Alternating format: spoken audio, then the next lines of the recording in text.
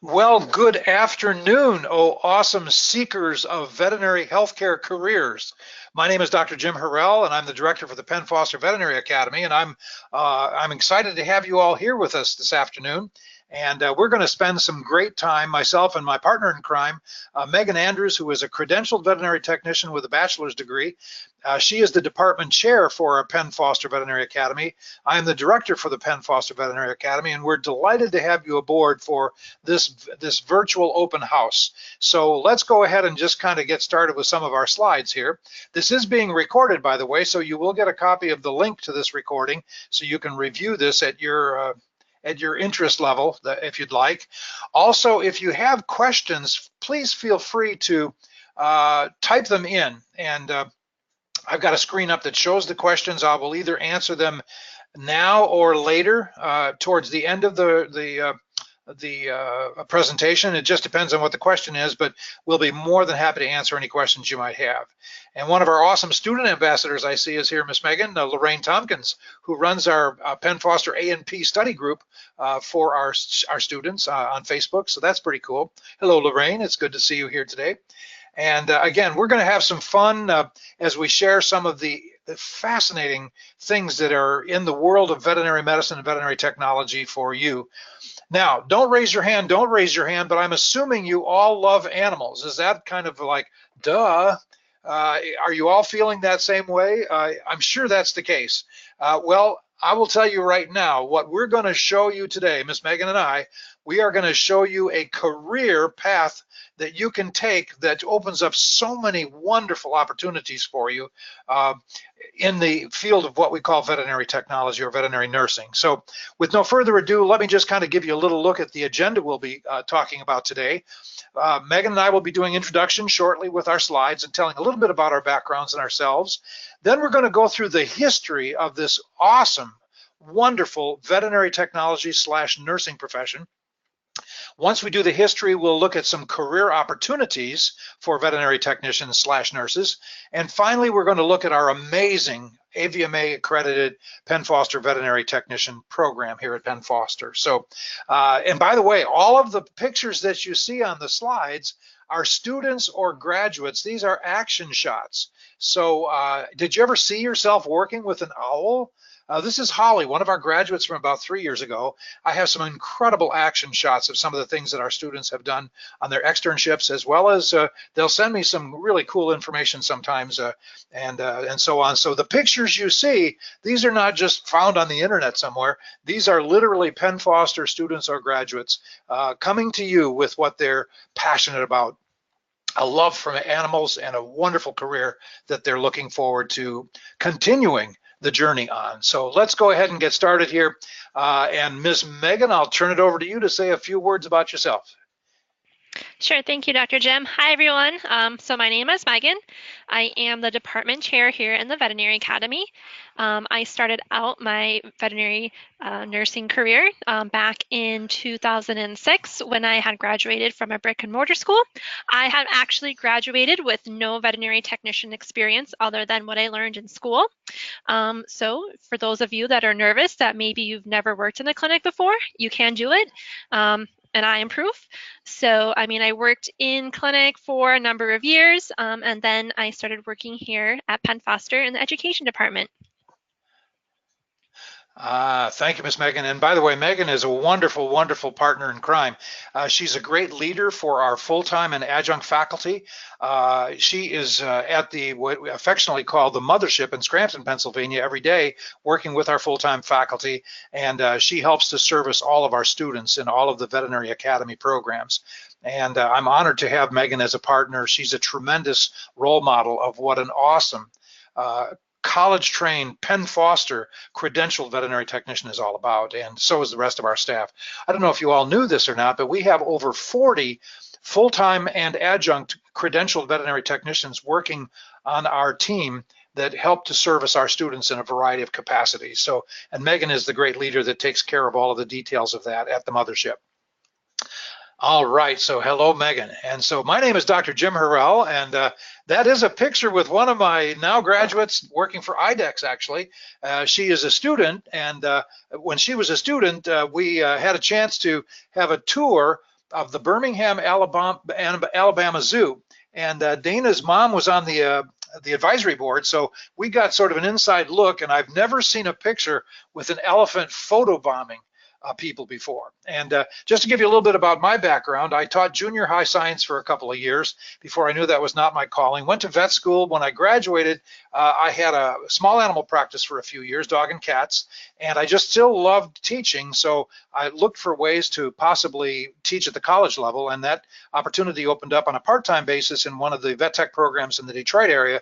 And over the last 30 plus years now, I've been a full-time professor and program director for 3 AVMA accredited programs, one in Michigan. I started one in New Orleans, and now here at Penn Foster. And it's been a delight. I've seen over 1,800 of my students over those 30 plus years graduate from those 3 programs. And it's just been awesome to watch the evolution and development of this great veterinary technician, veterinary nursing profession. And so I just want to really encourage you. You might be saying to yourself, yeah, I love animals, but I don't know if I could do this. You can do this. And again, I'm just delighted to see the opportunities that we're going to talk about here today for all of you in this great profession as we walk through our slide presentation together here. All right, and here's a couple of my buddies that are vet tech specialists, Liz Houston and Brandy Hellowa. Liz has taught for us before and is on our advisory board, and Brandy is currently an instructor for us, does some awesome webinars in veterinary medical nursing. So here's kind of some things we're going to look at, and as we look at this history of the profession, we're going to see what is a veterinary technician and what can they do in a veterinary practice.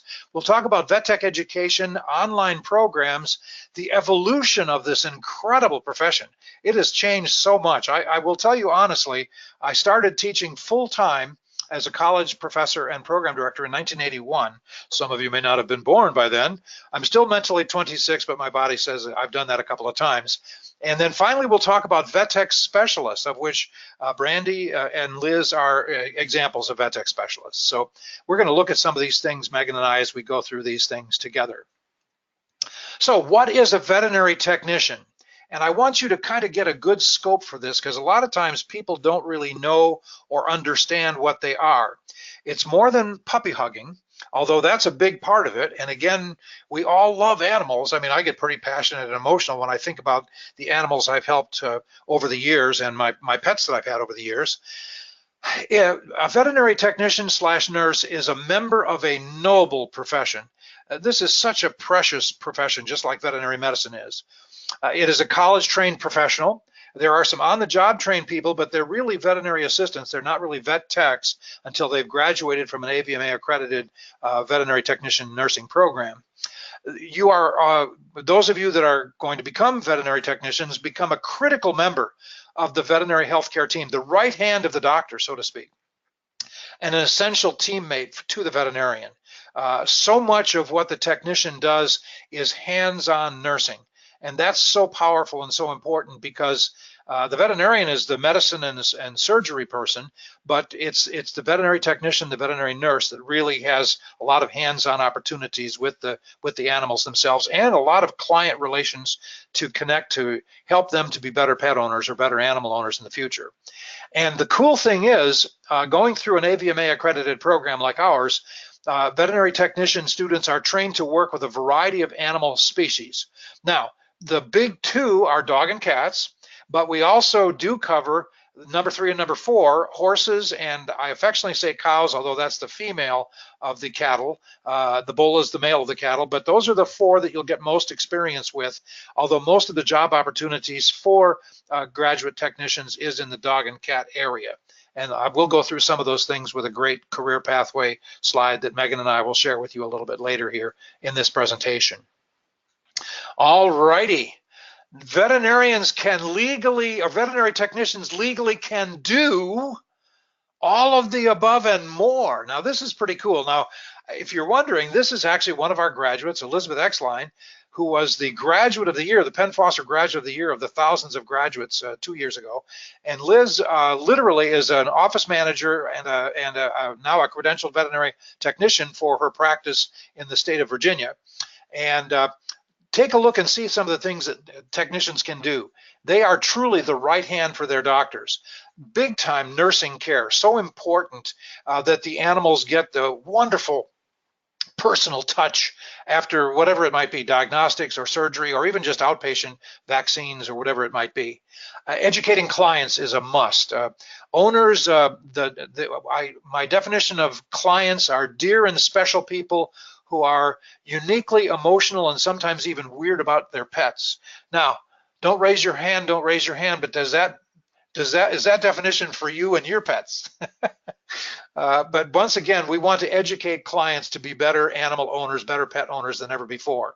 Obviously, veterinary technicians will administer medications also, perform diagnostic work like laboratory tests, blood work, and urinalysis, and some other tests too, microscopic microbiology work. They will take x-rays, affectionately known as RADs. They are allowed to administer anesthesia in most states in the Veterinary Practice Act, and they can assist with surgical procedures. So they literally are the right hand of their doctors. And again, as you can see, there's even more. Depending on the practice that you're in, there might even be more responsibilities depending on what your doctor would like you to do for that particular practice and for them. Legally, this is what every Veterinary Practice Act in the country says. Legally, veterinary technicians cannot do the following things: diagnose disease. So you might be in Facebook groups occasionally where somebody says, well, this is going on, here's a picture of this lump on my dog, what do you think it is? Technician students legally cannot diagnose. So that is an illegal thing to do. They cannot perform surgery all by themselves. They can assist in surgery, and they cannot prescribe medication. Something that you'll find when you start your veterinary technician program, you will see that often people will say, wow, does my dog need heart surgery? And you might have been 2 weeks into the vet tech program, or does my dog need some medication of some sort? Don't ever tell them to take aspirin or whatever it might be, or whatever drugs. They should contact their veterinarian. So these three are so critical legally that technicians should not have to do. And so kind of keep that in mind as you explore this great career. Oh, by the way, I just want to talk about each of these individual pictures as we go through. This is Miss Natalie, one of my students in my New Orleans program from many years ago. She was actually a waitress on Bourbon Street in New Orleans, believe it or not. And she just had a love for animals, and she decided to get started with that. And she just fell in love with it. Today she works literally for an amazing specialty practice, and she's a mom with 2 kids. So that's kind of cool to see the journey she's been on for just about 10 years in this great profession.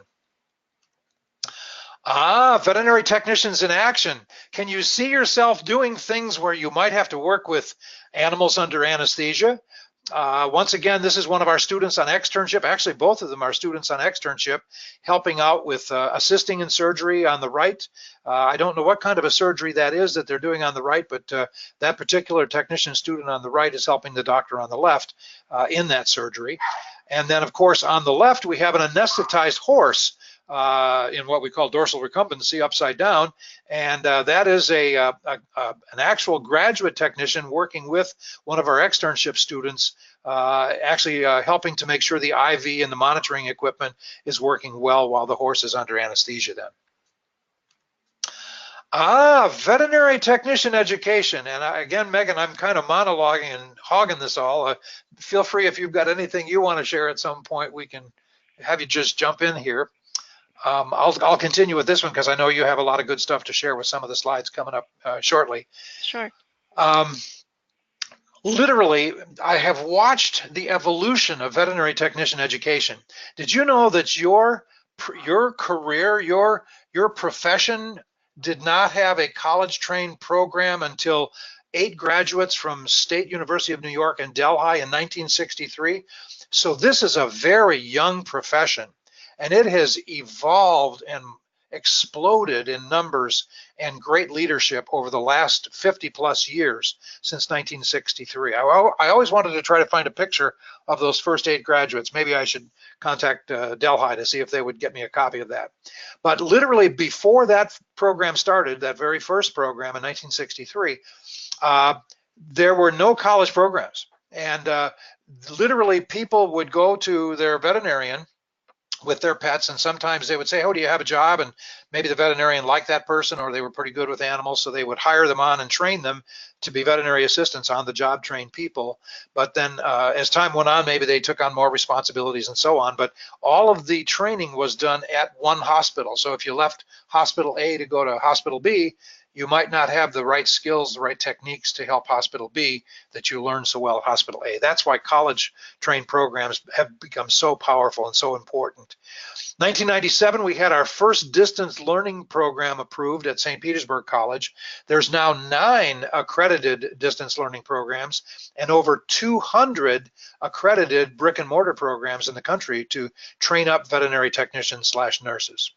And it's just remarkable to see what this has been all about. And of course, now there are 20 4-year programs. Of the 200 accredited programs, there are 20 4-year programs. Anything you wanted to share, Ms. Megan, on this particular slide about history? Nope, I think I'm pretty good. Thanks, Dr. Jim. Oh, you got it. By the way, gang, this is a group of my New Orleans students, and this was a group that came into the program. We started the program 4 days before Hurricane Katrina, and needless to say, that was a challenge. But literally, this was a year later, this wonderful group of students came together. This is one of the sharpest classes I've ever taught over the 30 plus years. And these guys were just having a blast. I don't know exactly what course that was in, but we had a blast in that classroom, in that brick and mortar facility. Now here is an interesting slide, you guys. And by the way, did you know that I have uploaded this presentation? So look for the handouts. Look for the handouts there. And if you can find the handouts, there's one, and that is this exact PowerPoint. If you want to download and save this, you can save it as a PowerPoint or a PDF file, whatever you'd like to do, but click on the link, not on the icon, and you can save the PowerPoint for today. Lorraine has a good question. Let's see, has there ever been any talk of having veterinary nurse practitioners like they do in human medicine? Oh, awesome thought, Lorraine. In fact, when I start talking about specialty, bring that question back up, because the answer is yes.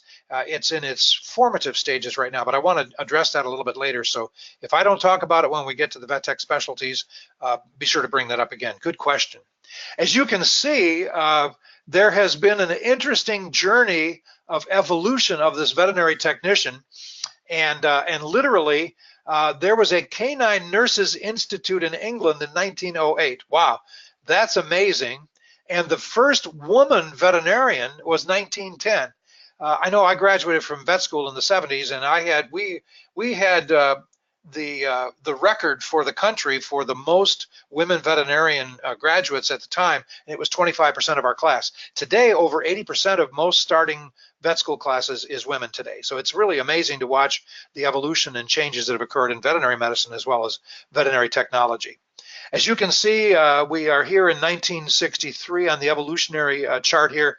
That was the first animal technician graduates from State University of New York and Delhi that we talked about before.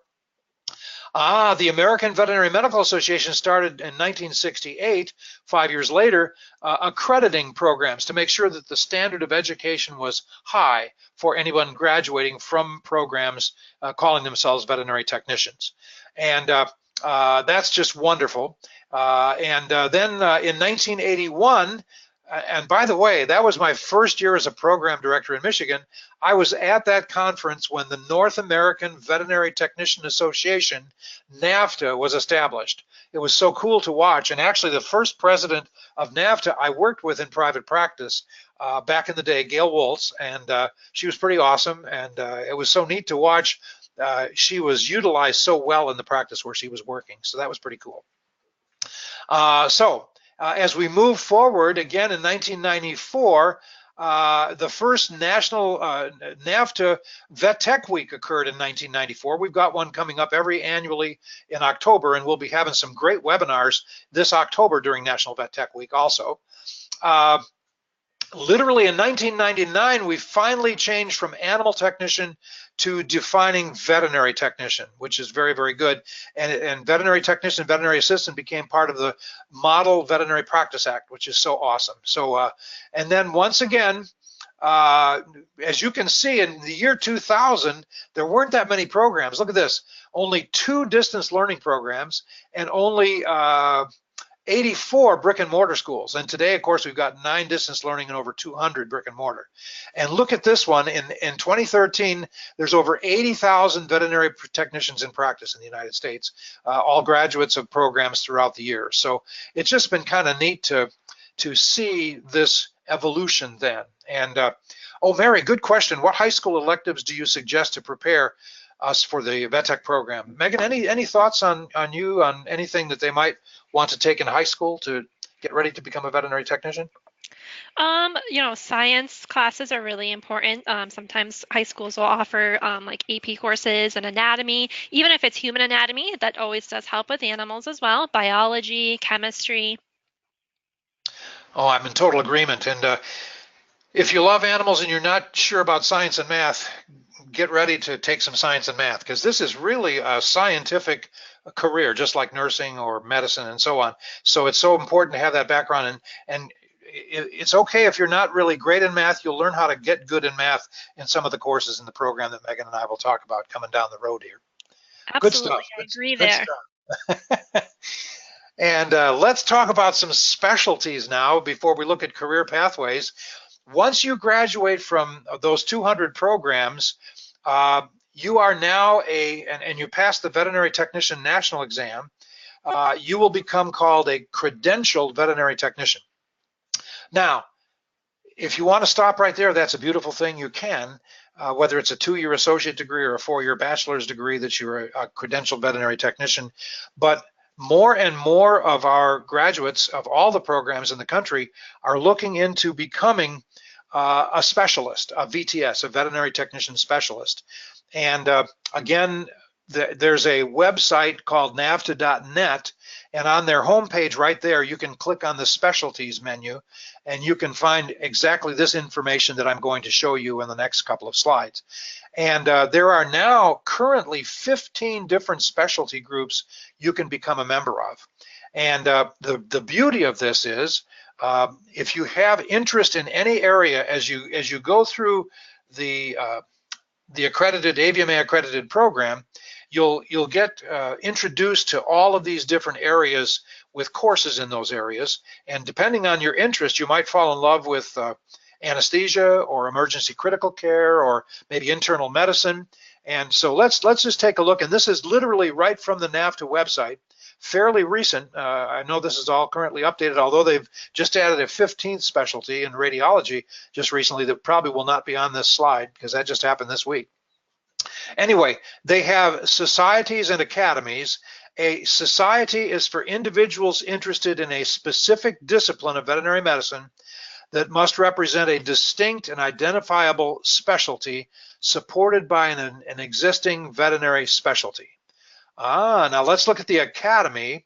An academy designates veterinary technicians receiving recognition as a specialty and is restricted to credentialed veterinary technicians only, who must complete a formal process of education, training, and experience and testing to qualify to be a member of the academy. So let's take a look and see what we've got here at the NAVTA website for the vet tech specialties. Maybe I did catch the radiology one. That'll be on maybe the next page here. But look at all of the different ones. And again, download and save this handout or go to the NAVTA website, navta.net, click on specialties to get all of this information. And as you can see in many of these, you can click on a link to an email to get more information if you're interested. Once again, we have laboratory animal veterinary technicians and nurses, anesthesia, analgesia, veterinary behavior is a fascinating one. Clinical pathology. I love having technicians. When I was in clinical practice, I had a veterinary technician that loved laboratory work. Julie was her name, and she just loved doing lab work, blood work, microscope work, and I told her it's okay to nerd out like that. I just think it's wonderful to love that kind of stuff under the microscope, because I'm like that also. So there's ClinPath. There's a clinical practice, which is pretty awesome. And Liza Rudolph actually is one of our faculty, our adjunct faculty, that does presentations and webinars for our students, which is good. We have veterinary dental technicians, dermatology, and emergency critical care is actually the largest of the VTSs, the largest of the academies. So Megan, anything you, and again, I don't mean to be shutting you out here, if there's anything you want to share on any of these organizations? Nope, you got it all. Okay. And so here we go to finish up the 15. We have equine veterinary nursing. Any horse lovers out there? Any horse lovers at all?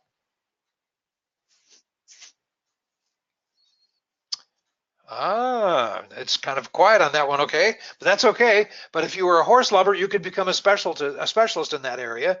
Internal medicine, very cool. Physical rehab is a fairly brand new one, so think about that one, because physical rehabilitation, when I went through vet school a few years ago, we really didn't talk about rehabilitation after orthopedic surgery or that type of thing, but now it's become a specialty in veterinary medicine as well as in veterinary technology.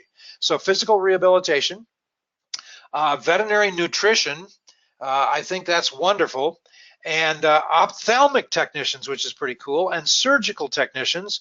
And finally, anybody ever think about working at a zoo? Anybody would like to work at a zoo perhaps for their career? Lots of interesting, fascinating things. No 2 days are ever the same working in zoos. And there's the Academy of the Veterinary Zoological Medicine Technicians, which is pretty cool. So, and Lorraine, thank you for reminding me, something that's starting to happen. We here at Penn Foster will be developing a bachelor's degree program to complete the associate's programs for all of those graduates of the 200 programs that are AVMA accredited. They can come into our program and finish their bachelor's. That'll come out later this year or early next year. But so many more technicians are looking to get into additional postgraduate training after the associate's degree. And one of the areas that's being looked at seriously, it's not official yet, but veterinary nurse practitioner has been talked about at AVMA and in some of the states throughout the country. And I know Colorado State has been talking about the possibility of starting a veterinary nurse practitioner program. And who better than a veterinary technician with an associate's degree to become a nurse practitioner? Just like in human medicine, the nurse practitioner is becoming more and more important to the doctors. So will be the same in veterinary medicine with a veterinary nurse practitioner. So stay tuned. That's going to be a future career rolling out probably in the next 5 years or less. So watch for that one also. The key is, though, to get your associate's degree first or your bachelor's degree first before the nurse practitioner programs open up. And societies, this is also from the NAVTA website here. Let's see, I don't know why that one came up here, but it did. Anyway, we have the various societies here: equine veterinary technicians, veterinary behavior, rehab veterinarians, zoo veterinary technicians, emergency critical care society, and laboratory animal veterinary technicians. You can join this without being a specialist. So literally, you can get further details with these types of things. So pretty cool stuff here. Let's now talk about some career opportunities. And yes, you guessed it, this is one of our graduates from the class of 2016, holding some cute fuzzy puppies. So if you're a puppy hugger or you think puppy hugging is part of your career, you're right. But it's so much more, as you will see then. And let me see how, I just wanted to check real quick. Oh, yes. We got some really cool stuff that Megan and I will share from the next page here. But once again, when I was starting to teach technicians back in the 80s, all we really saw for opportunities for most of our students was dog and cat practices. There just weren't a lot of different ways to go. In fact, AVMA accredits programs based on entry-level skills for a general practice. Now, since then, we have seen an explosion of specialty practices all over the country. In fact, 7% of the new students coming into our program anymore are working for specialty practices. And now we're starting to see some corporate practices such as Banfield, VCA, NVA, Blue Pearl, and many, many others that are growing in numbers. And so we're seeing some great corporate opportunities, and also not only in corporate practice, but also perhaps for nutrition companies, drug companies, and so on, that these are great opportunities for technicians down the road. And we'll take a look now, and we're going to spend some time here on this particular page here. And I'm going to get my little marker here for just a minute. And as I do, I want to show you what AVMA years ago said. This is what a college-trained veterinary technician, we want to train them up for entry-level skills in a general practice. Wow. Now, I want you to see that since the 70s and 80s, when AVMA started doing their thing, can you see all of the different career pathways that have evolved since then? Holy moly, look at all the opportunities that you have. Any you want to jump in and talk about, Miss Megan? You can talk about your background and your story a little bit if you'd like. Sure. I mean, when I was a student and when I graduated, of course, the first thing I thought of was, going into general practice. And I think that's what most people that graduate from a vet tech school think of. But there's so many more career opportunities out there. There are things from USDA. I have actually a friend that she works for the USDA, and she actually goes and inspects meat, but it is a job that is required from a veterinary technician. Sometimes you're going and working with farm animals, where you're going and visiting where they have chickens that are going to be used for food, and inspecting the facilities. There's research. One of our instructors here, actually two of them, used to work in lab animal research. So maybe if you're not the type of person that considers yourself a people person, and you don't want to have to, talk to clients, educate clients, there's all types of jobs available in research. Of course, there's always working for drug companies as a drug rep. I don't even know if that one is on there.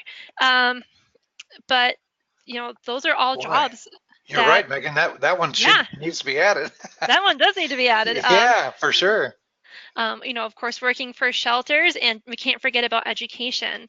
A lot of veterinary technicians are educators, such as myself. They are also authors of textbooks. So there are tons of opportunities out there. Yeah, and it's just been cool to watch this growth and outreach. And once again, if someone were to graduate with an associate's degree and want to stay in general practice for their entire career, that's cool. I mean, every day would be a different day also for that.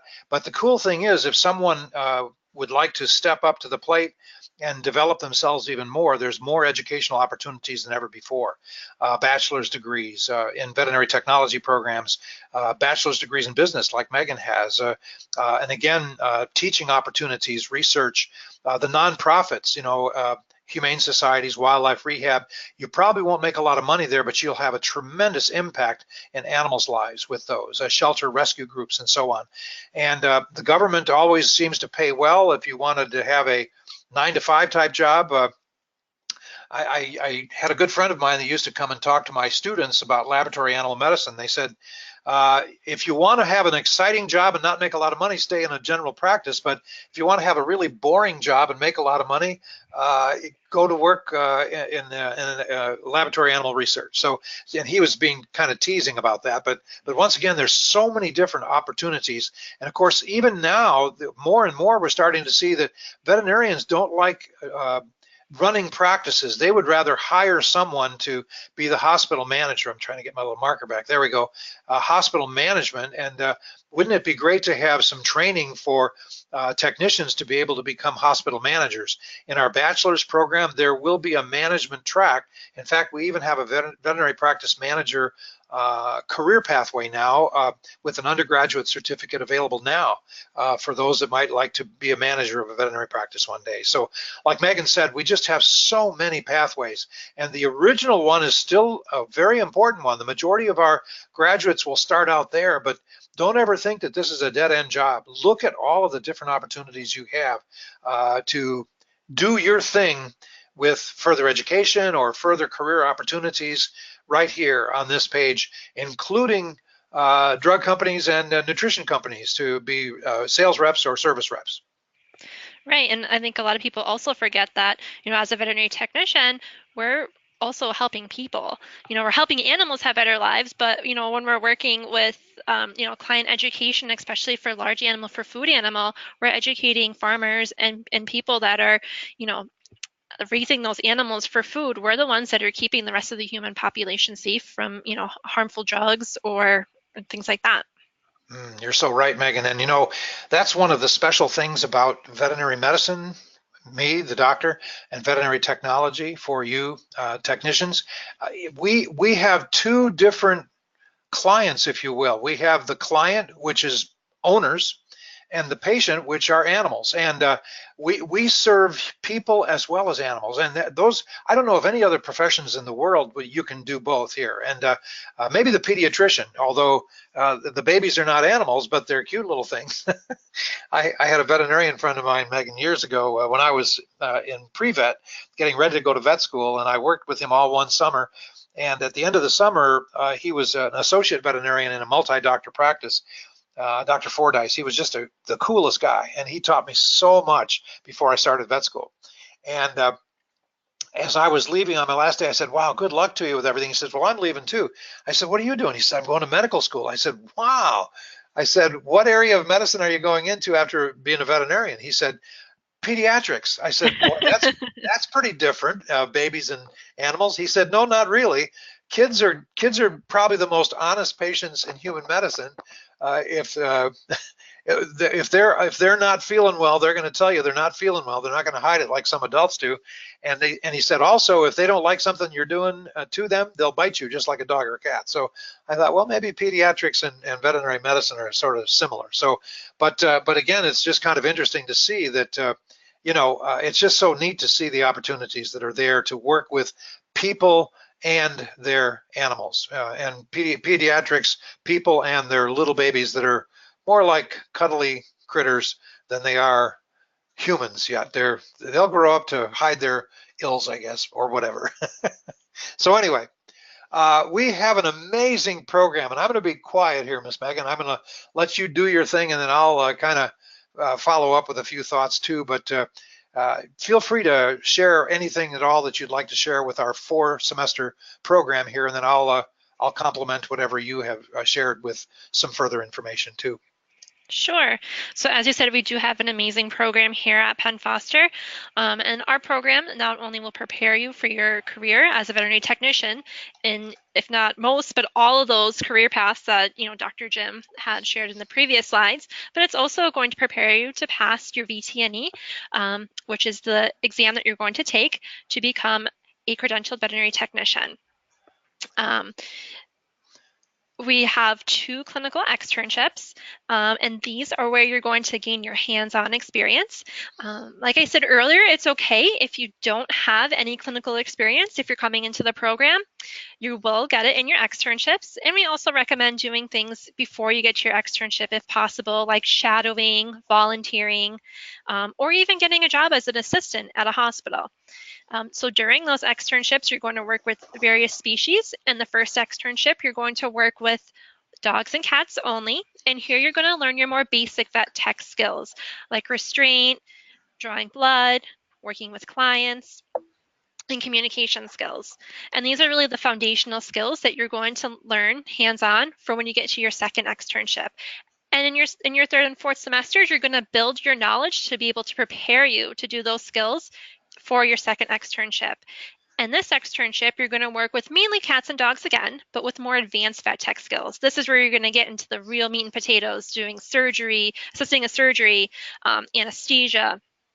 And you're also going to get some large animal experience. You will have to work with equine and ruminants, like cows, goats, sheep, whatever is available to you. And you also get to work with some lab animal. But those are only a very small amount of skills that have to be done with lab animal and large animal. Oh, good stuff, Megan. Thank you so much for sharing. And, from a perspective of all of you that are listening to this right now, You probably have very, very busy lives, and maybe you're wanting to change careers or maybe just start a career in the first place. We have you covered. One of the nice things about our program is we have a modular program. I know that all of the programs in the country that are AVMA accredited are awesome. Any one of them, if you graduate from an AVMA accredited program, you've gotten a tremendous education. One of the great strengths of our program is what we call its modularity. In other words, you don't have 4 semesters, 16 weeks each, to take 5 or 6 courses in those 16 weeks. You literally have, depending on the semester, anywhere from 1 to 1.5 years to complete each of the 4 semesters, and up to 6 years to complete the entire program. So for busy people, you don't have to drop out of life for 2 years to go to a brick and mortar, or even some of the online programs, which are also excellent, but they're structured on the 16-week semester. Ours is not. Ours is structured on self-paced, which gives our students an opportunity really to walk through one course at a time. They're in chronological order as you would take them in each of these semesters, and literally you can focus on one topic, one course at a time. One of the beauties of that is if you really get excited about a course, maybe you get to the point where you're really loving, let's see, let me pick one here. I'll get my marker back if I can find it.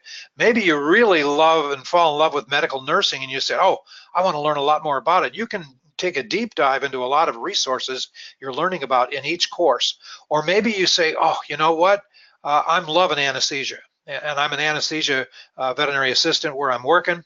I can just jump in and do a lot more with that course than just the pressure to have to get it done in 16 weeks with all the other courses. So it's kind of neat that you can really take a deep dive into the courses that you really like as you go through the journey in the program. One of the nice things also is it's only $79 a credit hour, and basically that does include textbooks. Holy moly, that's the least expensive program I've ever heard of in the country, and we don't take federal loans, but that's good actually, because you can actually pay interest-free monthly payments to Penn Foster to take the program, and when you graduate you will have little or no debt, and that's nice because I've seen many graduates go out of an associate degree program with $20,000 or $30,000 in debt. So it's nice to know you can get through a program with little or no debt at the end and make interest-free monthly payments as you go. So that's pretty cool. Couple of things about our faculty. I got to brag on them a little bit here. Again, Megan and all of our full-time faculty do recorded lectures that are embedded in the courses. And also, many of them do live webinars. Miss Megan's area of interest is pharmacology, so she does some pretty amazing pharmacology webinars. Oh my goodness, I closed my Facebook. I don't know why these are coming up, but oh my, oh my, oh my. So anyway, but basically, again, the cool thing is we have webinars, we have recorded lectures embedded into the courses. You can watch 24/7, 365. The webinars are live, but also the webinars are recorded, so you can get a link to the recording 24 hours later. And we also have a supplemental webinar recorded webinar link in the student portals for our students. And the cool thing here is basically, again, in our webinar presenters, we have 6 textbook authors in veterinary technology. They've either written entire books or chapters in books. We have 6 authors. We have 4 veterinary technician specialists teaching for us right now in the webinars.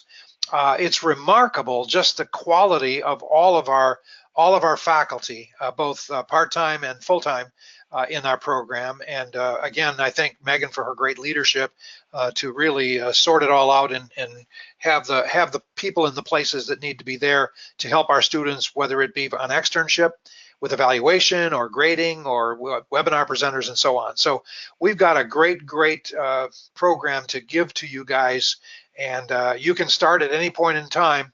You can sign up anytime, 24/7, 365. So that just kind of gives you a good look at this. Now, you can go through this program all by your lonesome. We don't encourage that, But you might say to yourself, well, gee, I'd rather be in a brick and mortar school where I actually have students going through the program with me.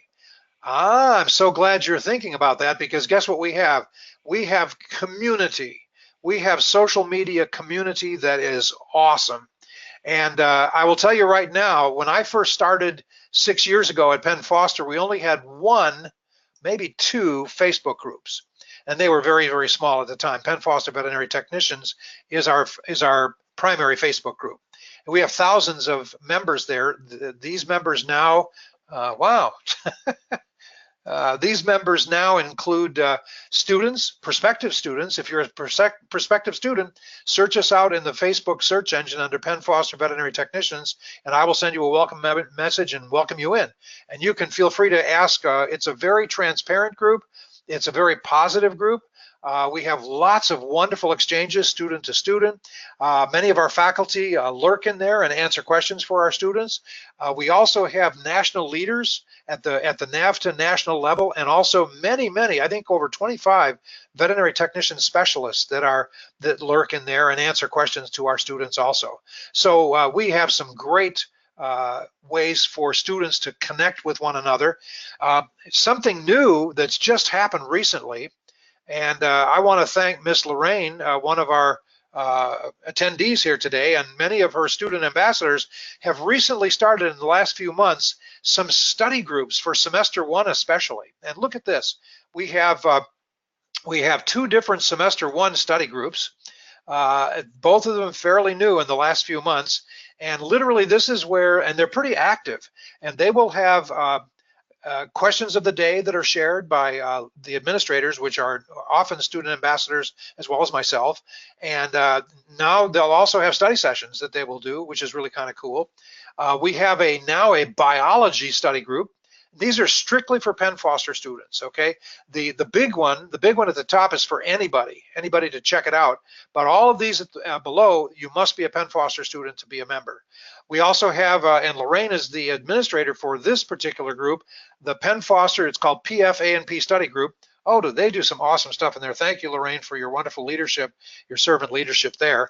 And recently we've had a practice manager who's a student in our program who said, you know, I'd really want to help our students to do good resumes and job interviews. So she has started a Facebook group called Interview Do's and Don'ts just for our students. So it's been really, really cool to see how that has worked together very, very well.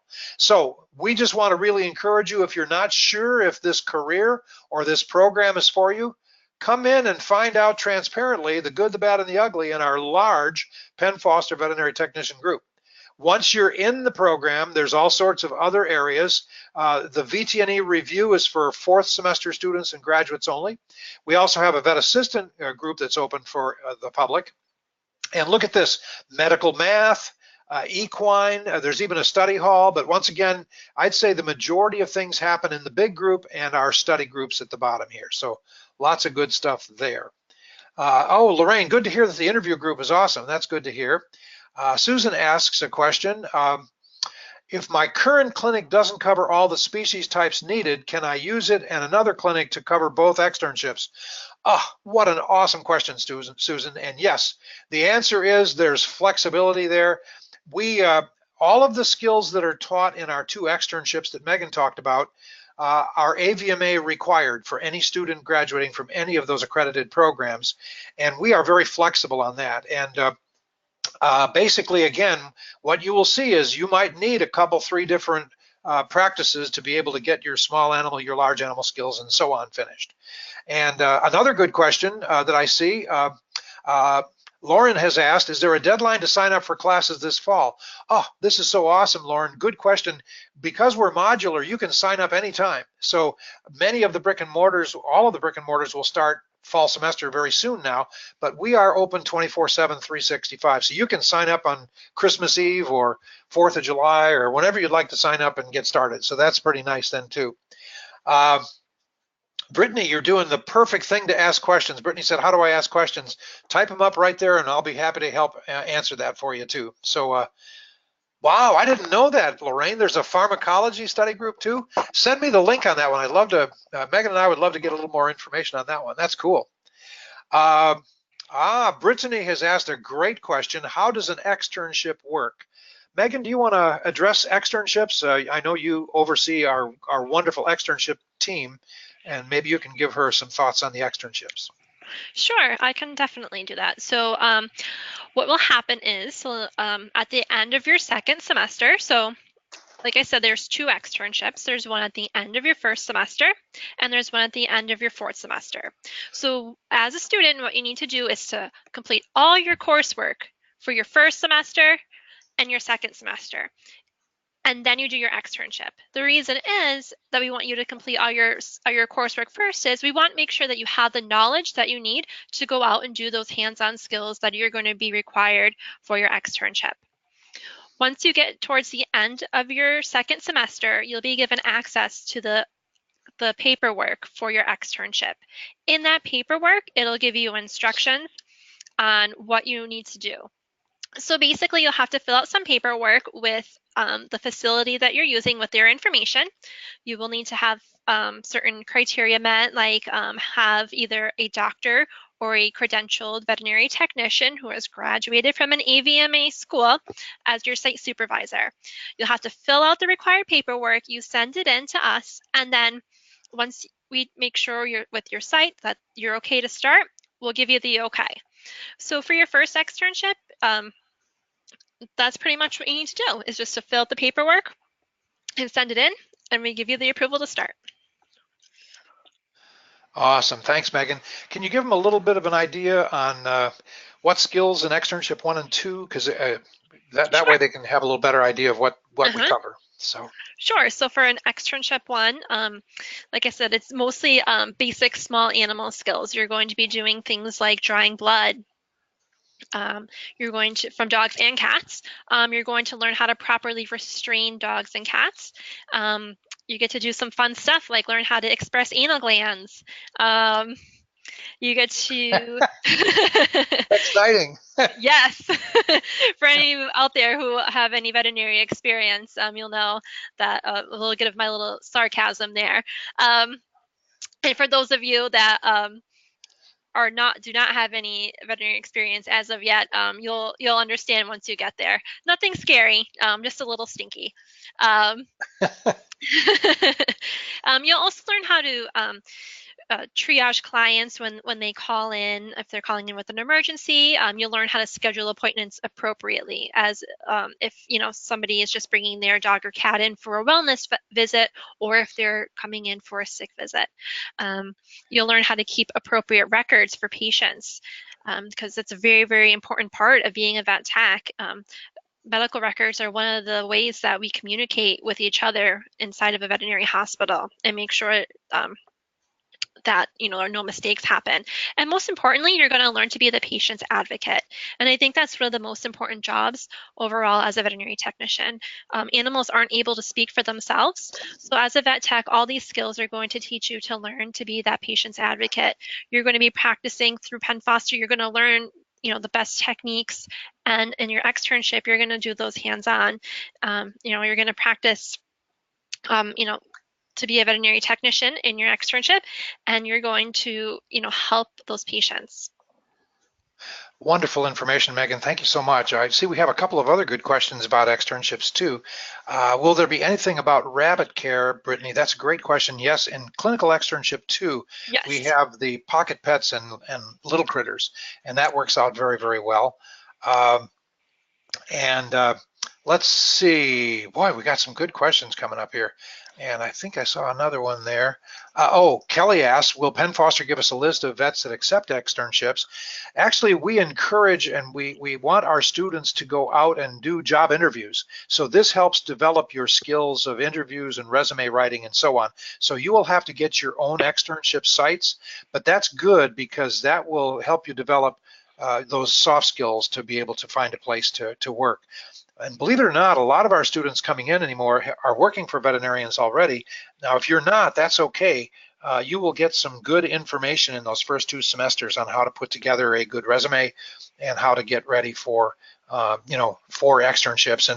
And like Megan talked about earlier, as soon as you start the program, think about volunteering. Think about any kind of animal care volunteering, job shadowing, part-time or maybe full-time work. And don't be afraid to go out there and do that. And again, the Facebook groups can help you. The interview do's and don'ts can help you to put together a good resume and so on.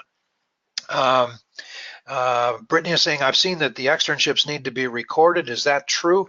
So AVMA requires more documentation from online students because we don't have labs on campus. And so many of our skills that are sent in to our evaluators must be videotaped, whether it's on a phone or whatever. But here's the good news about that, Brittany. Because AVMA demands more documentation from online schools, our graduates go out with better skill sets quite often than most of the brick and mortar programs in the country. Megan and I see this constantly, that, literally if there's 3 or 4 different graduates of different programs in a certain practice, usually the one that shines the best with skills is a Penn Foster graduate. So that works out very, very well. So wonderful. Go ahead. And the videos, they're not anything extensive. They're usually only a few minutes. I know some people get really camera shy. You're not required to speak during them, although we do like when you do, but that's not a requirement. So pretty much the videos are just of you doing some of the skills. And it's not every single skill and every single part of the externship that needs to be recorded. There are certain skills or certain parts of skills, and that is, you're told which ones you need to do once you get to externship. So it's nothing scary. And by the way, there's some really excellent detailed questions on externships that probably is TMI, too much information to answer right now for you guys. I just want to really encourage you, though, that those of you that have asked individual specific questions, there's good answers for that in our program. And, just to give you some ideas, we had over 400 students complete externship 1 last year, and over 200 students complete externship 2 and graduate last year. So once again, it's not only possible, but we have the largest graduation numbers in the country of any program because, again, it's AVMA accredited and our students go out with great skill sets. So good stuff there, good stuff. And another great reason to join the Facebook group, because there are, sometimes we do have, webinars that Miss Diane does on more specific externship. Yes. Echo's asked about the bachelor's degree. If you go right from our associates into our bachelor's, 100% transfer of credits. Every school has a little different transferability of credits, so but we encourage, that's why we wanted to develop the bachelor's program, so you could go right from associates into bachelor's if you'd like. So good stuff. So we are finished here, and if any of you would like to contact either myself or Megan, I'm going to leave this slide up here as we finish our presentation here. And if any of you want to contact us, there we are. First name dot last name at pennfoster.edu. Either myself or Megan, feel free to contact us, and we'd be very grateful to give you lots of information that you would like to know about. Was this helpful for you guys today? I hope this was a good one for you. Did you get the scoop that you were looking for? Very good. Good to hear. Okay. Well, anyway, gang, I'm done, and I'm going to shut her down here. And once again, feel free to contact us if you'd like by email, and we'll be more than happy to answer any questions. Chase your dreams. This is an awesome profession. I know you love animals. Make a difference for hundreds and thousands of animals' lives in your future career as a Penn Foster credentialed veterinary technician. Have a good one, everybody. Thanks, everybody. Bye.